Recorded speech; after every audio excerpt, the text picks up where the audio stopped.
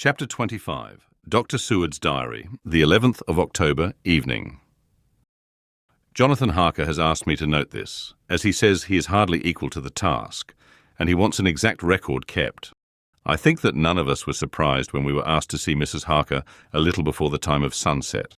We have of late come to understand that sunrise and sunset are to her times of peculiar freedom, when her old self can be manifest without any controlling force subduing or restraining her, or inciting her to action. This mood or condition begins some half hour or more before actual sunrise or sunset, and lasts till either the sun is high, or whilst the clouds are still aglow with the rays streaming above the horizon.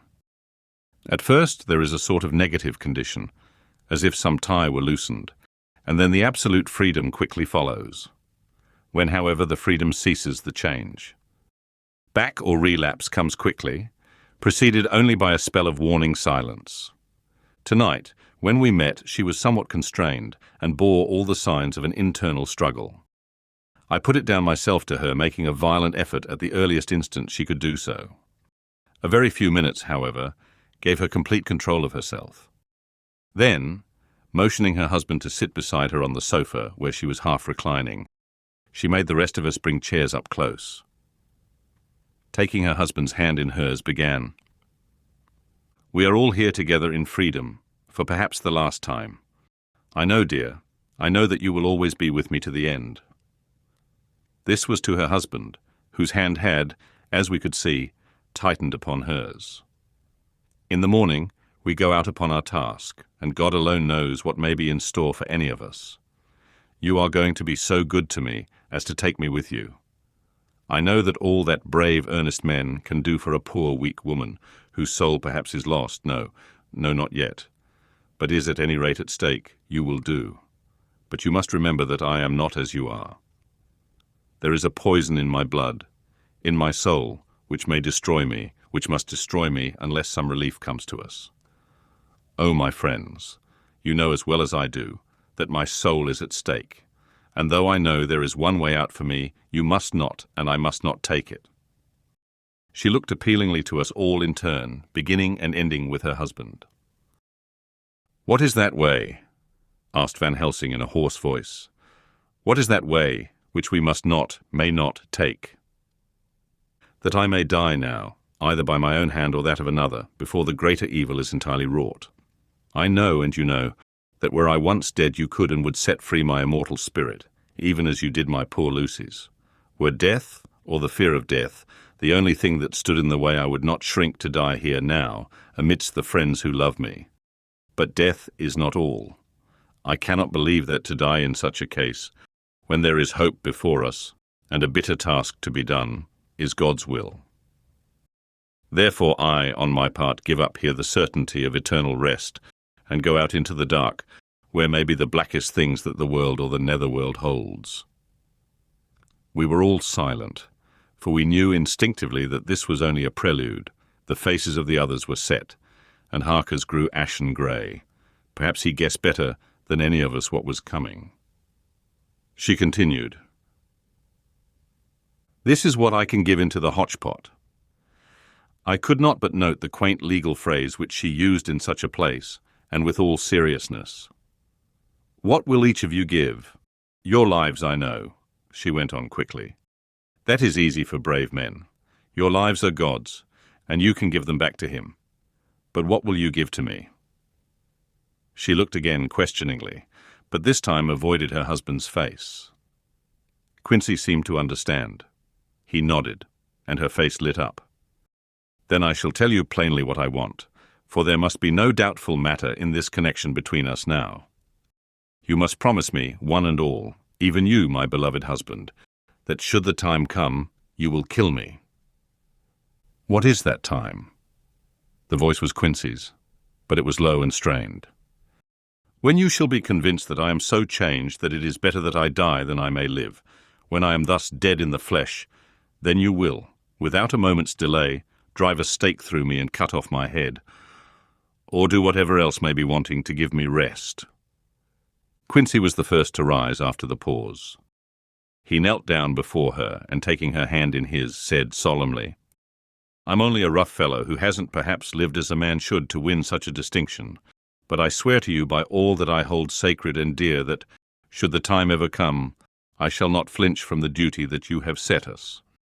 And I promise you, too, that I shall make all certain, for if I am only doubtful, I shall take it that the time has come."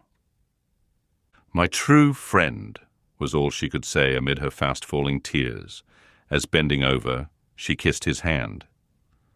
"I swear the same, my dear Madam Mina," said Van Helsing.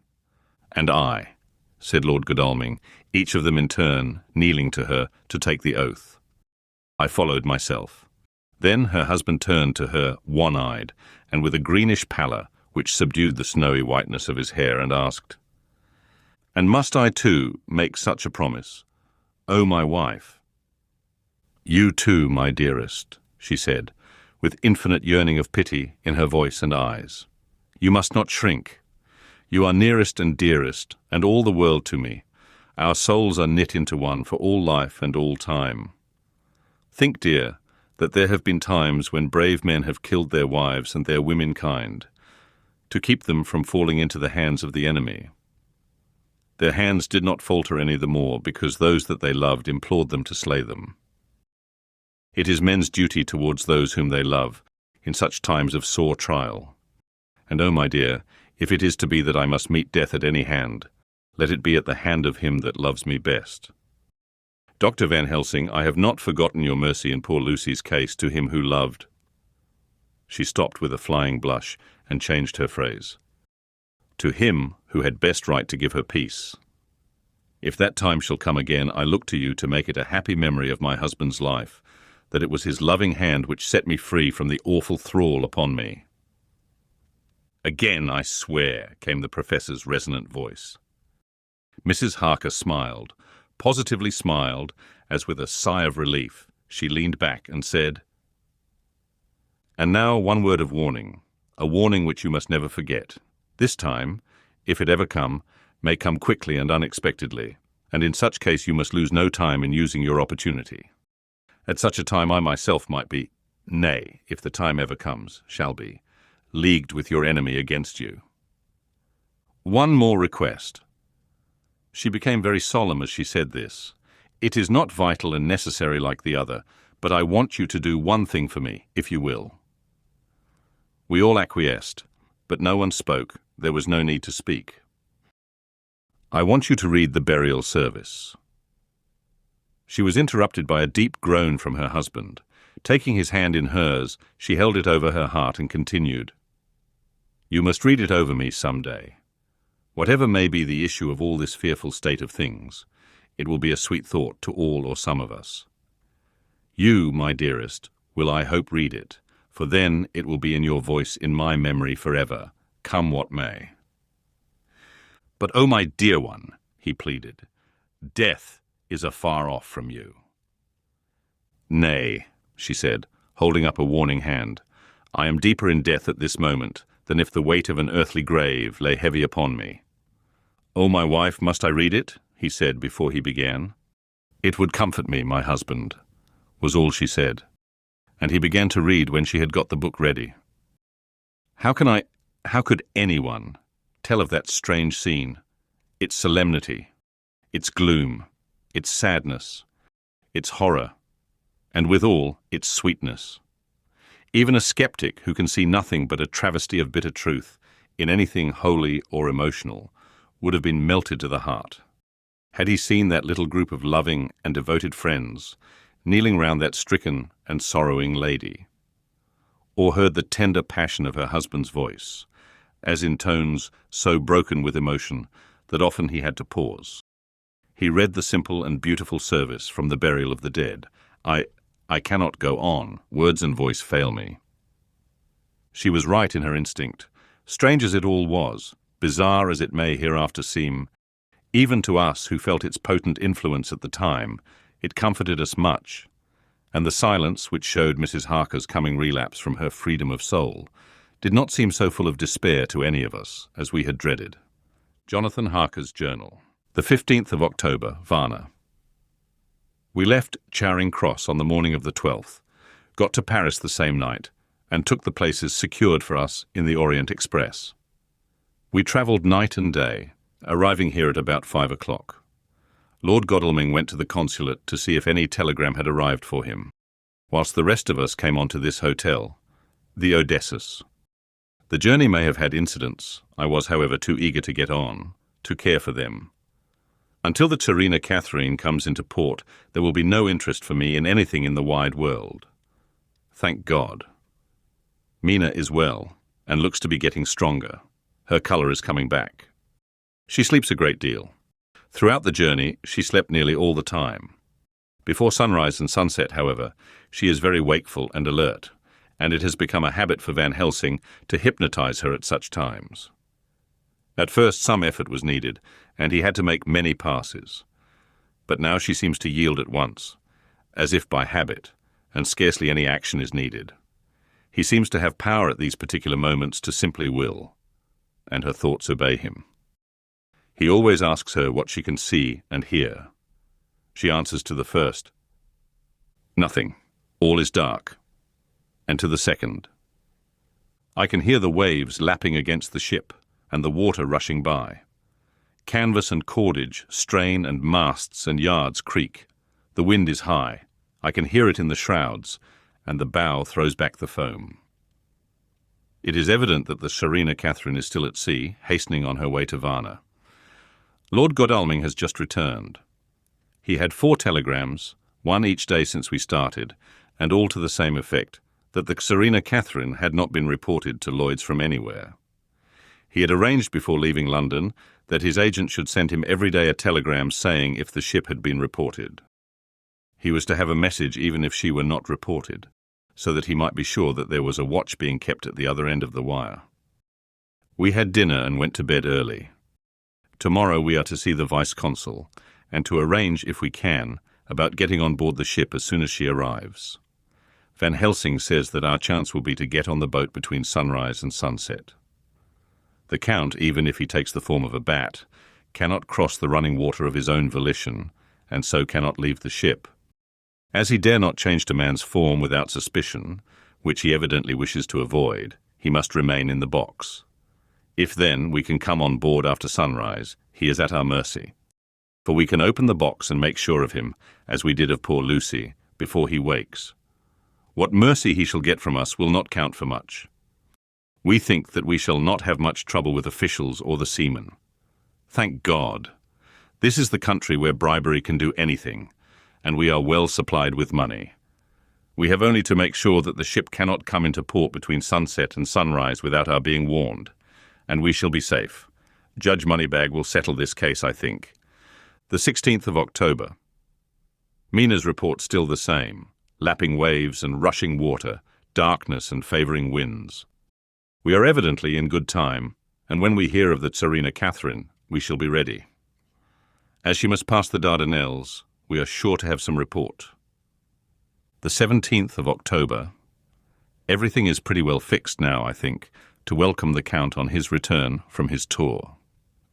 Godalming told the shippers that he fancied that the box sent aboard might contain something stolen from a friend of his, and got a half consent that he might open it at his own risk. The owner gave him a paper, telling the captain to give him every facility in doing whatever he chose on board the ship, and also a similar authorization to his agent at Varna. We have seen the agent, who was much impressed with Godalming's kindly manner to him, and we are all satisfied that whatever he can do to aid our wishes will be done. We have already arranged what to do in case we get the box open. If the Count is there, Van Helsing and Seward will cut off his head at once, and drive a stake through his heart. Morris and Godalming and I shall prevent interference, even if we have to use the arms which we shall have ready. The Professor says that if we can so treat the Count's body, it will soon after fall into dust. In such case there would be no evidence against us, in case any suspicion of murder were aroused. But even if it were not, we should stand or fall by our act, and perhaps some day this very script may be evidence to come between some of us and a rope. For myself, I should take the chance only too thankfully if it were to come. We mean to leave no stone unturned to carry out our intent. We have arranged with certain officials that the instant the Serena Catherine is seen, we are to be informed by a special messenger. The 24th of October, a whole week of waiting, daily telegrams to Godalming, but only the same story, not yet reported. Mina's morning and evening hypnotic answer is unvaried, lapping waves, rushing water, and creaking masts. Telegram, October 24th. Rufus Smith, Lloyd's, London to Lord Godalming, care of HBM, Vice-Consul, Varna.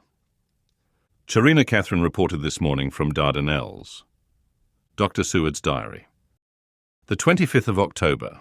How I miss my phonograph.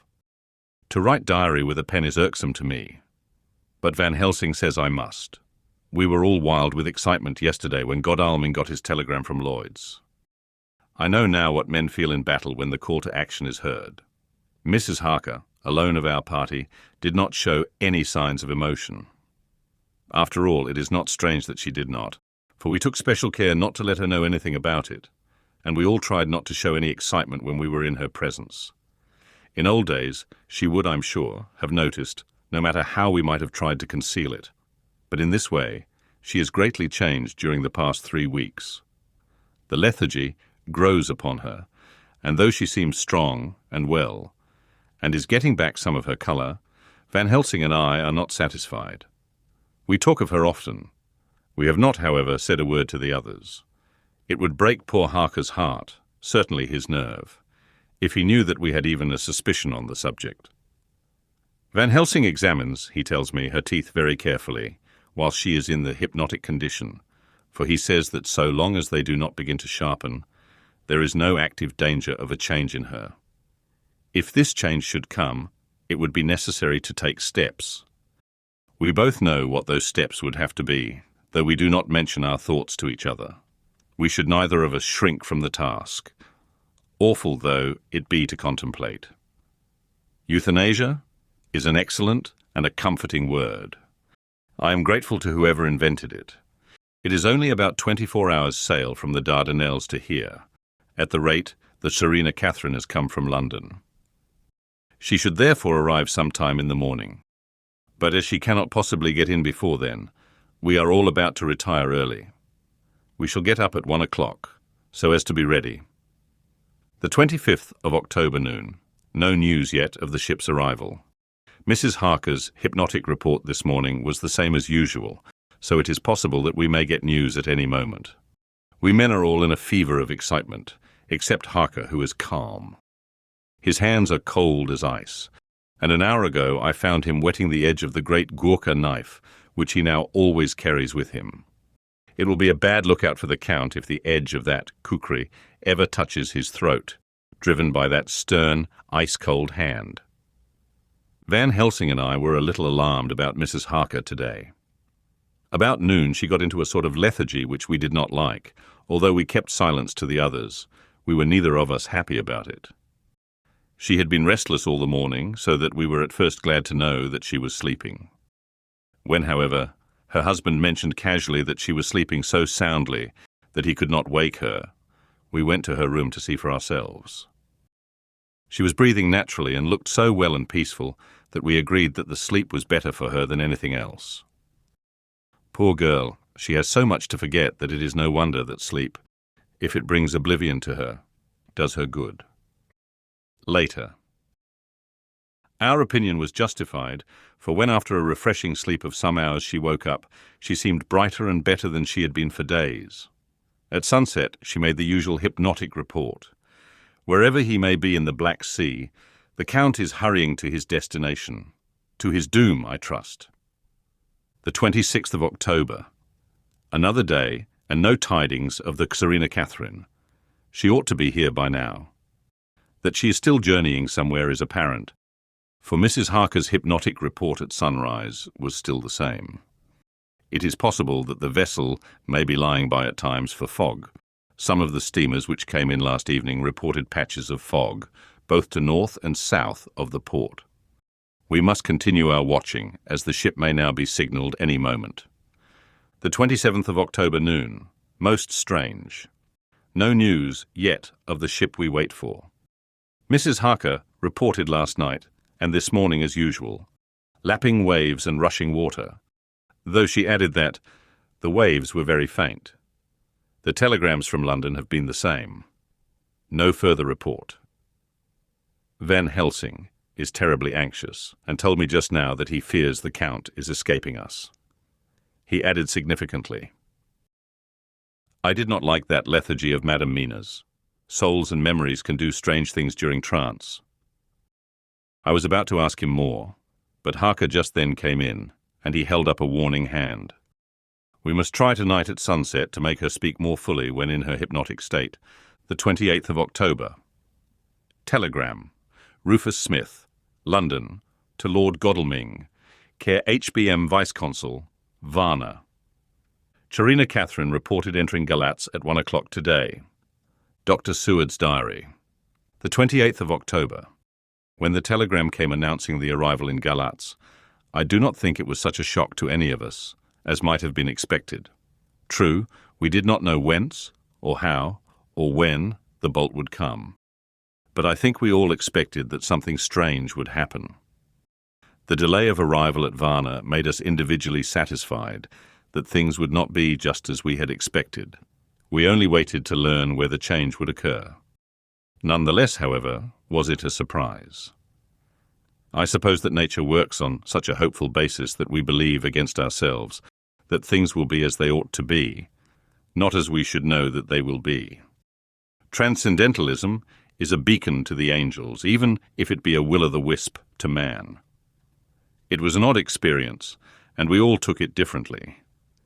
Van Helsing raised his hand over his head for a moment, as though in remonstrance with the Almighty. But he said not a word, and in a few seconds stood up with his face sternly set. Lord Godalming grew very pale, and sat breathing heavily. I was myself half stunned, and looked in wonder at one after another. Quincy Morris tightened his belt with that quick movement which I knew so well. In our old wandering days it meant action. Mrs. Harker grew ghastly white, so that the scar on her forehead seemed to burn, but she folded her hands meekly and looked up in prayer. Harker smiled, actually smiled, the dark, bitter smile of one who is without hope. But at the same time his action belied his words, for his hands instinctively sought the hilt of the great kukri knife and rested there. "When does the next train start for Galatz?" said Van Helsing to us generally. "At 6:30 tomorrow morning." We all started, for the answer came from Mrs. Harker. "How on earth do you know?" said I. "You forget, or perhaps you do not know, though Jonathan does, and so does Dr. Van Helsing, that I am the train fiend. At home in Exeter, I always used to make up the timetables so as to be helpful to my husband. I found it so useful sometimes that I always make a study of the timetables now. I knew that if anything were to take us to Castle Dracula, we should go by Galatz, or at any rate through Bucharest, so I learned the times very carefully. Unhappily, there are not many to learn, as the only train tomorrow leaves as I say. "Wonderful woman," murmured the professor. "Can't we get a special?" asked Lord Godalming. Van Helsing shook his head. "I fear not. This land is very different from yours or mine. Even if we did have a special, it would probably not arrive as soon as our regular train. Moreover, we have something to prepare. We must think. Now let us organize. You, friend Arthur, go to the train and get the tickets, and arrange that all be ready for us to go in the morning. Do you, friend Jonathan, go to the agent of the ship, and get from him letters to the agent in Galatz, with authority to make search the ship just as it was here. Morris Quincy, you see the Vice-Consul, and get his aid with his fellow in Galatz and all he can do to make our way smooth, so that no times be lost when over the Danube. John will stay with Madame Mina and me, and we shall consult. For so if time be long you may be delayed. And it will not matter when the sun set, since I am here with Madame to make report." "And I," said Mrs. Harker brightly, and more like her old self than she had been for many a long day, "shall try to be of use in all ways, and shall think and write for you as I used to do. Something is shifting from me in some strange way, and I feel freer than I have been of late." The three younger men looked happier at the moment as they seemed to realize the significance of her words. But Van Helsing and I, turning to each other, met each a grave and troubled glance. We said nothing at the time, however. When the three men had gone out to their tasks, Van Helsing asked Mrs. Harker to look up the copy of the diaries and find him the part of Harker's journal at the castle. She went away to get it. When the door was shut upon her, he said to me, "We mean the same. Speak out." There is some change. It is a hope that makes me sick, for it may deceive us. Quite so. Do you know why I asked her to get the manuscript? No, said I, unless it was to get an opportunity of seeing me alone. You are in part right, friend John, but only in part. I want to tell you something. And oh, my friend, I am taking a terrible risk, but I believe it is right. In the moment when Madame Mina said those words that arrest both our understanding, an inspiration came to me. In the trance of 3 days ago, the Count sent her his spirit to read her mind. Or more like he took her to see him in his earth box in the ship with water rushing, just as it go free at rise and set of sun. He learned then that we are here, for she have more to tell in her open life with eyes to see and ears to hear than he, shut as he is, in his coffin box. Now he make his most effort to escape us. At present he want her not. He is sure with his so great knowledge that she will come at his call, but he cut her off, take her as he can do, out of his own power, that so she come not to him. Ah, there I have hope that our man-brains that have been of man so long, and that have not lost the grace of God, will come higher than his child-brain, that lie in his tomb for centuries, that grow not yet to our stature, and that do only work selfish and therefore small. Here comes Madame Mina, not a word to her of her trance. She know it not, and it would overwhelm her, and make despair, just when we want all her hope, all her courage. When most we want all her great brain, which is trained like man's brain, but is of sweet woman, and have a special power which the Count give her, and which he may not take away altogether, though he think not so. Hush, let me speak, and you shall learn. Oh, John, my friend, we are in awful straits. I fear, as I never feared before. We can only trust the good God. Silence. Here she comes. I thought that the professor was going to break down and have hysterics, just as he had when Lucy died. But with a great effort he controlled himself, and was at perfect nervous poise, when Mrs. Harker tripped into the room, bright and happy-looking, and in the doing of work, seemingly forgetful of her misery. As she came in, she handed a number of sheets of typewriting to Van Helsing. He looked over them gravely, his face brightening up as he read. Then, holding the pages between his finger and thumb, he said, "Friend John, to you with so much of experience already, and you too, dear Madam Mina, that are young, here is a lesson. Do not fear ever to think. A half-thought has been buzzing often in my brain, but I fear to let him loose his wings. Here now, with more knowledge, I go back to where that half-thought come from, and I find that he be no half-thought at all. That be a whole thought, though so young that he is not yet strong to use his little wings. Nay, like the ugly duck of my friend Hans Andersen, he be no duck thought at all, but a big swan thought that sail nobly on big wings, when the time come for him to try them." See, I read here what Jonathan have written.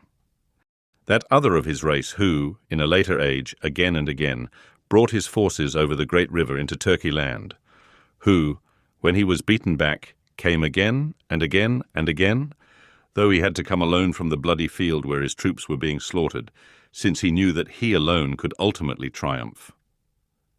What does this tell us? Not much? No. The Count's child thought see nothing, therefore he speaks so free.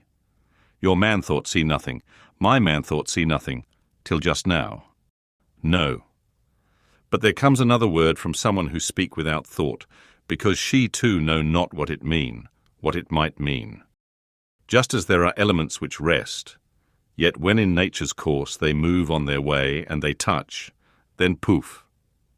And there comes a flash of light, heaven-wide, that blind and kill and destroy some, but that show up all earth below for leagues and leagues. Is it not so? Well, I shall explain. To begin, have you ever studied the philosophy of crime? Yes and no. You, John, yes, for it is a study of insanity. You, no, Madam Mina, For crime touch you not but once. Still your mind works true, and argues not a particulari ad universal. There is this peculiarity in criminals. It is so constant, in all countries and at all times, that even police, who know not much from philosophy, come to know it empirically, that it is. That is to be empiric. The criminal always work at one crime. That is the true criminal who seems predestinate to crime, and who will of none other. This criminal has not full man-brain. He is clever and cunning and resourceful. But he be not of man's stature as to brain. He be of child brain in much. Now this criminal of ours is predestinate to crime also. He too have child brain, and it is of the child to do what he have done. The little bird, the little fish, the little animal, learn not by principle but empirically. And when he learn to do, then there is to him the ground to start from to do more. Dos pusto, said Archimedes. Give me a fulcrum, and I shall move the world. To do once is the fulcrum whereby child brain become man brain, and until he have the purpose to do more, he continue to do the same again every time, just as he have done before. Oh, my dear, I see that your eyes are opened, and that to you the lightning flash show all the leagues. For Mrs. Harker began to clap her hands, and her eyes sparkled. He went on. Now you shall speak.